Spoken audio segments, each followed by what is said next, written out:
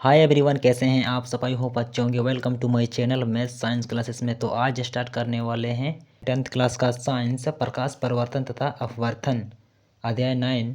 तो एवरीवन, इस चैप्टर में very very important question and answer solve कराएंगे आप लोगों को, तो बने रहिए इस वीडियो में लास्ट तक।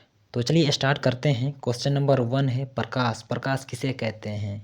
यानी कि लाइट।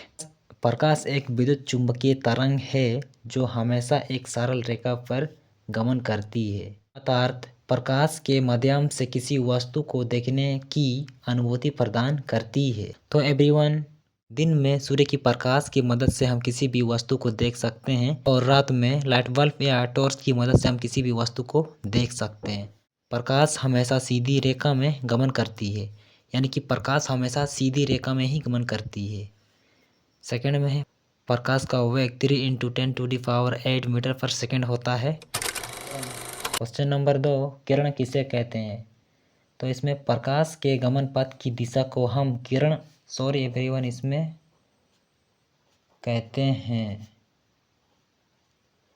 तो प्रकाश के गमन पथ की दिशा को हम किरण कहते हैं। और ये भी हो सकता है प्रकाश जिस पथ पर गमन करता है उसे हम किरण कहलाते हैं। क्वेश्चन नंबर 3 में किरणपुंज किसे कहते हैं? किरणों के समूह को हम किरणपुंज कहते हैं, यानी कि किरणों के समूह को हम किरणपुंज कहते हैं। और क्वेश्चन नंबर 4 में आते हैं कि किरणपुंज कितने प्रकार के होते हैं?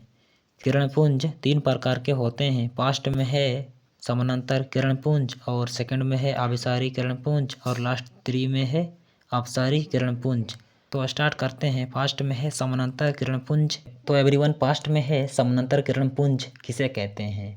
प्रकाश के किरणों का वैसा समूह जो एक दूसरे के समानांतर होती है उसे हम समानांतर किरणपुंज कहते हैं। जैसे आप इसमें देख सकते हैं, प्रकाश की किरणों का एक समूह है जिसमें एक दूसरे के समानांतर है, इसी को ही हम समानांतर किरणपुंज कहते हैं। फिर अब सेकंड में है अभिसारी किरणपुंज किसे कहते हैं? तो इसका आंसर है प्रकाश के किरणों का वैसा समूह जो विभिन्न दिशाओं से आकर किसी एक बिंदु पर मिलती है उसे हम अभिसारी किरणपुंज कहते हैं। जैसे कि आप इसमें देख सकते हैं, अनेक दिशाओं से आकर किसी एक बिंदु पर मिलती है उसे हम अभिसारी किरणपुंज कहते हैं। और लास्ट थर्ड में है अपसारी किरणपुंज किसे कहते हैं? तो इसका आंसर है प्रकाश के किरणों का वैसा समूह जो एक बिंदु से निकलकर विभिन्न दिशाओं में फैल जाती है उसे हम अपसारी किरणपुंज कहते हैं। तो जैसे कि आप इसमें देख सकते हैं, ये एक बिंदु है, तो बिंदु से अनेक दिशाओं में प्रकाश जा रही है, तो इसी को हम अपसारी किरणपुंज कहते हैं।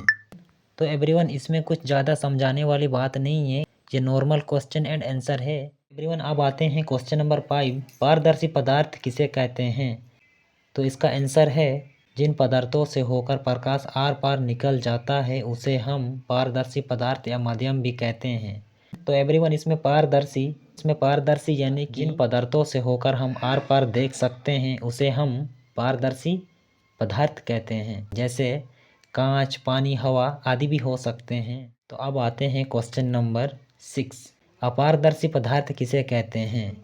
इसका आंसर है जिन पदार्थों से होकर प्रकाश आर पार नहीं निकल जाता है उसे हम अपारदर्शी पदार्थ या माध्यम भी कहते हैं। तो एवरीवन, अपारदर्शी यानी कि जिन पदार्थों से होकर हम आर पार नहीं देख सकते हैं उसे हम अपारदर्शी पदार्थ कहते हैं। तो जैसे में है पत्थर, लकड़ी, दीवार आदि भी हो सकते हैं। अब आते हैं क्वेश्चन नंबर 7, पारभासी पदार्थ किसे कहते हैं? तो इसका आंसर है जिन पदार्थों से होकर प्रकाश कुछ भाग या अंश बाहर निकल जाता है उसे हम पारभासी पदार्थ या माध्यम भी कहते हैं। तो एवरीवन, पारभासी यानी कि जिन पदार्थों से होकर हम धुंधला देख सकते हैं उसे हम पारभासी पदार्थ कहते हैं। जैसे कि फर्स्ट में है तेल लगा हुआ कागज। तो एवरीवन, कागज में हम तेल लगा के देखेंगे तो उसमें धुंधला दिखाई देगा। और सेकंड में है घिसा हुआ कांच। तो एवरीवन, घिसा हुआ कांच में भी हम आर पार धुंधला ही देख पाएंगे। अब आते हैं क्वेश्चन नंबर 8, दीप्त या आत्मदीप्त पदार्थ किसे कहते हैं? तो इसका आंसर है वह पदार्थ जो प्रकाश स्वयं उत्सर्जित होते हैं उसे दीप्त पदार्थ कहते हैं। इसमें वैसे पदार्थ जो प्रकाश स्वयं उत्सर्जित करते हैं उसे हम दीप्त पदार्थ कहते हैं, जैसे सूर्य, तारों, चांद आदि भी हो सकते हैं। अब आते हैं क्वेश्चन नंबर 9, अदीप्त पदार्थ किसे कहते हैं?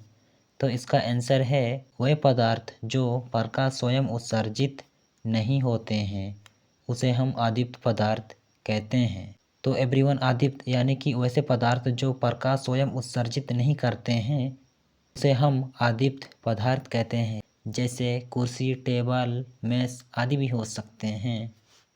तो एवरीवन, अब आते हैं क्वेश्चन नंबर 10, छाया किसे कहते हैं?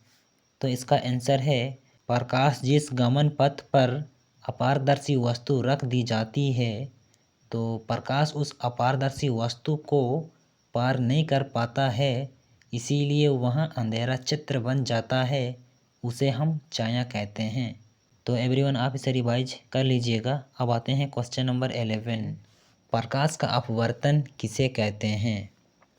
तो इसका आंसर है जब प्रकाश की किरणें किसी विरल माध्यम से सघन माध्यम में प्रवेश करती है तो अविलंब की ओर झुक जाती है और सघन माध्यम से विरल माध्यम में प्रवेश करती है तो अविलंब से दूर हट जाती है और अपतित किरणें के समानांतर होती है।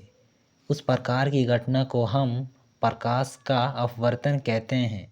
जैसे कि आप इसमें देख सकते हैं, ये सूर्य का प्रकाश जब विरल माध्यम से सघन माध्यम में आती है तो ये अविलंब की ओर झुक जाती है और इसमें आपतित किरण के समानांतर हो जाती है। और इसमें जब प्रकाश की किरणें किसी एक माध्यम से दूसरे माध्यम में प्रवेश करती है तो उसे हम प्रकाश का अपवर्तन कहते हैं। तो एवरीवन, आप इसे नोट कर लीजिएगा। अब आते हैं क्वेश्चन नंबर 12, अपवर्तन के नियमों को बताइए। तो अपवर्तन के नियम इस प्रकार हैं।